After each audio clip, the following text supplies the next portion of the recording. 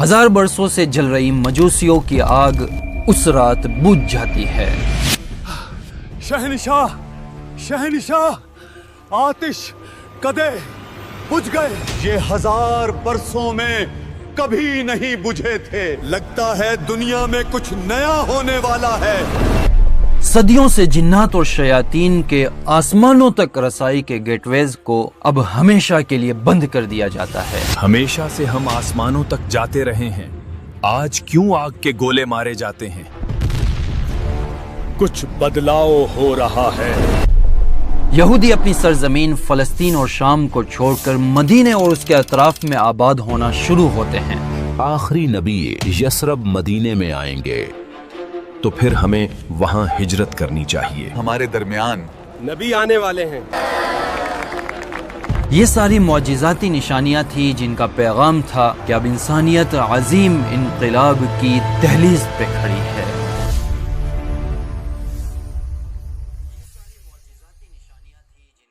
رسول اللہ صلی اللہ علیہ وسلم کی بعثت سے قبل یونیورسل لیول پر کچھ ایسے ڈرامیٹک چینجز آئے جن سے یہ بتانا مقصود تھا کہ اب دنیا میں کچھ میریکولس معجزاتی ہونے جا رہا ہے۔ یہ صرف نشانیاں نہیں تھی بلکہ میریکلز تھے جن کا خاص تعلق رحمت للعالمین صلی اللہ علیہ وسلم کے ساتھ تھا، جس کا پیغام تھا کہ اب تاریکی اور اندھیرے میں ڈوبے ہوئے دور کا دی اینڈ ہے اور ایک نیو ایرا شروع ہونے جا رہا ہے۔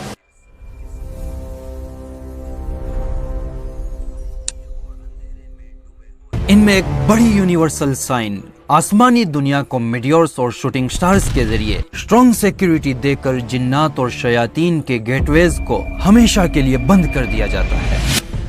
صدیوں سے جنات اور شیاطین آسمانی مقامات پر بیٹھ کر فرشتوں کی گفتگو سنتے، پھر دنیا میں نجومیوں اور کاہنوں کو ادھوری خبریں پہنچاتے۔ وہ ان میں اپنے تخیلات اور امیجینیشن ملا کر لوگوں کو فیوچر کے حوالے سے پریڈکشن دیتے۔ لوگ انہیں جادوگری اور غیبی طاقتوں کا مالک سمجھتے، لیکن نور عالم صلی اللہ علیہ وسلم کی ولادت باسعادت سے پہلے جنات اور شیاطین کے آسمانوں تک رسائی کے سارے دروازے بند کر دیے جاتے ہیں۔ ہمیشہ سے ہم آسمانوں تک جاتے رہے ہیں، آج کیوں آگ کے گولے مارے جاتے ہیں؟ خود جنات اور شیاطین کے اس کنفیشن کو اللہ نے قرآن کریم میں بڑے خوبصورت انداز میں ذکر فرمایا ہے۔ سورہ حجر، سورہ جن، سورہ ملک اور سورہ صافات میں یہ مضامین ہے۔ وَأَنَّا لَمَسْنَا السَّمَاءَ، جنات اور شیاطین آپس میں بات چیت کر رہے ہیں کہ اس مرتبہ ہم نے آسمانوں تک رسائی کے گیٹ ویز چیک کیے، لیکن فَوَجَدْنَاهَا، تو ہم نے وہاں شدید پہرا اور اسٹرانگ سیکیورٹی دیکھی، اور وَأَنَّا كُنَّا نَقْعُدُ مَقَاعِدَ لِلسَّمْعِ، پہلے تو ہم وہاں بیٹھ کر فرشتوں کی گفتگو سنا کرتے تھے، لیکن آج تو کوئی کوشش کرے تو اسے دہکتے گولے مارے جاتے ہیں۔ صحیح مسلم میں ابن عباس رضی اللہ عنہ کی روایت کے مطابق رسول اللہ صلی اللہ علیہ وسلم اپنے صحابہ کرام سے فرماتے ہیں کہ یہ ٹوٹتے ستارے کسی کی موت اور پیدائش کی وجہ سے نہیں گرتے، بلکہ اللہ جب آسمان میں کوئی فیصلہ سناتا ہے، شیطان اسے سننے کی کوشش کرتا ہے تو اللہ کی طرف سے شوٹنگ سٹارز، میڈیورز، شہاب ثاقب اور دہکتے گولے کی شکل میں انہیں مارے جاتے ہیں اور روکے جاتے ہیں۔ آسمانوں کی اس انقلابی تبدیلی کا فوری اثر زمین پر نظر آیا۔ عرب کے وہ کاہن اور نجومی جن کی زبانیں صدیوں سے مستقبل اور فیوچر کے بھید سناتی تھی، یکایک خاموش ہو گئی۔ قسمت کا کاروبار جو نسلوں سے راتوں کی محفلوں میں سجا کرتا تھا، ایک ہی لمحے میں ویران ہو گیا۔ قبائل حیرت میں ڈوب گئے۔ کل تک تو ہمیں مستقبل کے بارے میں بتاتے تھے کہ آخر کل تک جو چہرے مستقبل کے راز سناتے تھے، تمہارے ہاں بیٹا ہوگا، کل بارش ہوگی، کل تمہیں اتنا نقصان ہوگا، کہ آج کیوں خاموش اور لاجواب ہو گئے۔ اصل حقیقت یہ تھی کہ اب وحی کا سنہرا سلسلہ شروع ہونے کو تھا۔ انسانیت کو ایک ربانی پیغام، ڈیوائن میسج ملنا تھا۔ اللہ نے آسمانوں کے سارے دروازے بند کر دیے تاکہ کلام الہی میں کسی کی سرگوشی اور مداخلت کی کوئی گنجائش باقی نہ رہے۔ آسمانوں کی وسعتوں میں صرف وحی کی روشنی عام ہو۔ تاریخ کو ایک نئے دور کا آغاز دیکھنا تھا، جس میں آسمان اور زمین کے درمیان صرف اللہ کے کلام کی گونج بلند ہو اور غیر کی ہر آواز اب ہمیشہ کے لیے خاموش ہو جائے۔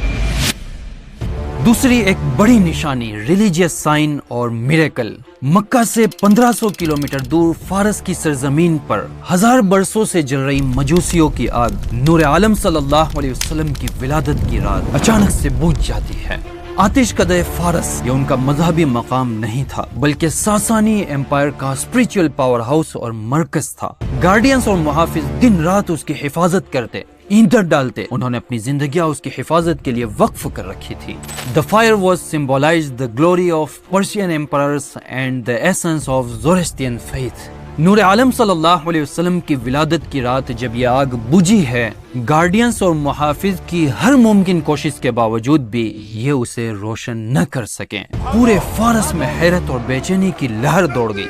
فارس کے گورنر نے یہ خبر فوری طور پر اپنے شہنشاہ کسریٰ کو بھیجی۔ شہنشاہ، آتش کدے بجھ گئے جو 1000 برسوں سے کبھی نہیں بجھے تھے، کیونکہ یہ آتش کدے اس کے امپائر کی اسپریچول اتھارٹی کی علامت تھی۔ آگ کے بجھنے کے ساتھ ان آگ کے پجاریوں کا مذہبی نظام بھی ہل گیا۔ یہ صرف قدرتی واقعہ نہیں تھا بلکہ ایک عہد کے خاتمے اور ایک نئے دور کے آغاز کی نشانی تھی کہ اب پرانے نظام، باطل طاقتیں اور تاریک راتوں کا خاتمہ ہے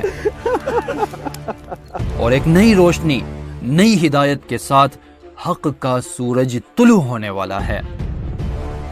آتش کدے کے آگ کا بجھنا پوری دنیا کے لیے ایک پیغام تھا کہ اب انسانیت ایک عظیم انقلاب کی دہلیز پہ کھڑی ہے۔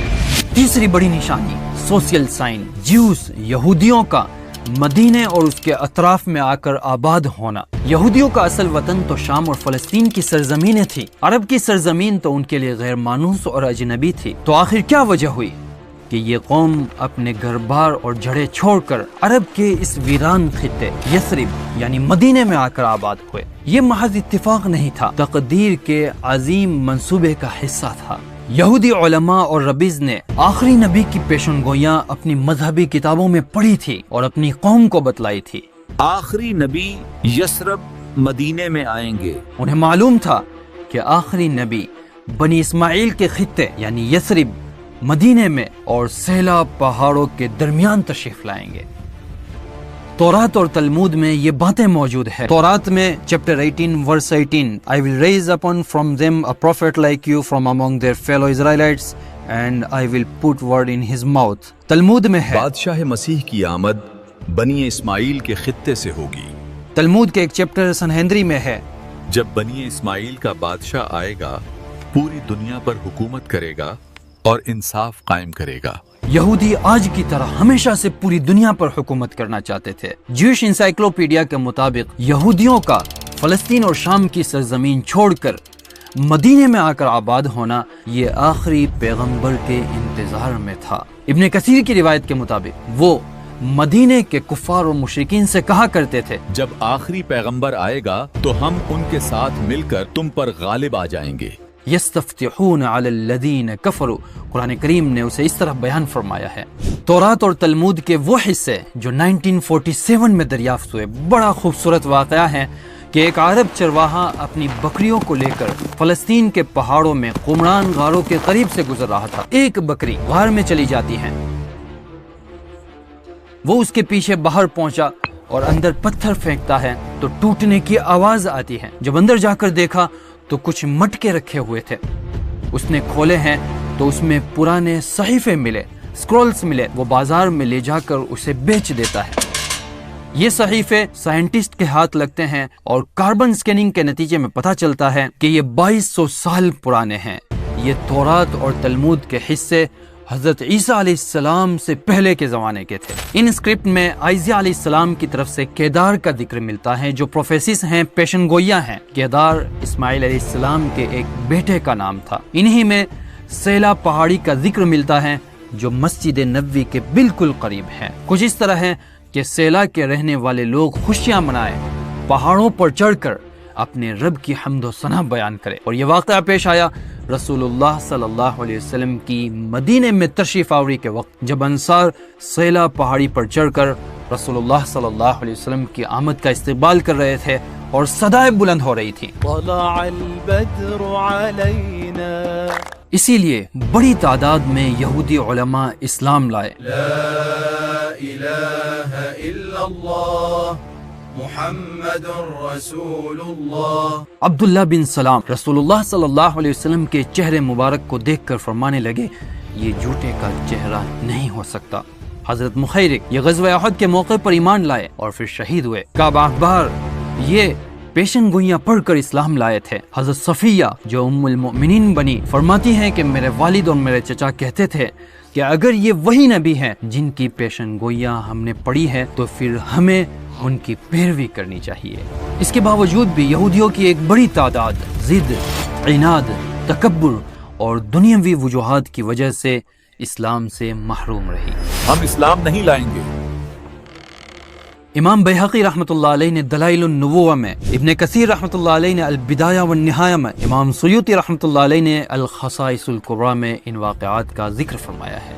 اگر آپ ویڈیو یہاں تک دیکھے ہیں تو آپ کی ذمہ داری ہے کہ چینل سبسکرائب کریں، کیونکہ ہم آدم علیہ السلام سے لے کر ابھی تک کے سارے واقعات کو اوتھنٹک ریفرنس کے ساتھ آپ تک پہنچانے کی کوشش کریں گے، خاص کر رسول اللہ صلی اللہ علیہ وسلم کے پہلے کے واقعات جو کہ آپ نے اس ویڈیو میں سنے، یوم ولادت کے واقعات، اس کے بعد کے واقعات، اعلان نبوت کے بعد کے واقعات، آپ کے دنیا سے پردہ فرما جانے کے واقعات، خلافت راشدہ اور 1400 سال کی مسلمانوں کی عروج و زوال کی داستاں ہم تمام مل کر ایکسپلور کریں گے، اسے سیکھیں گے، سمجھیں گے اور کچھ سبق حاصل کریں گے۔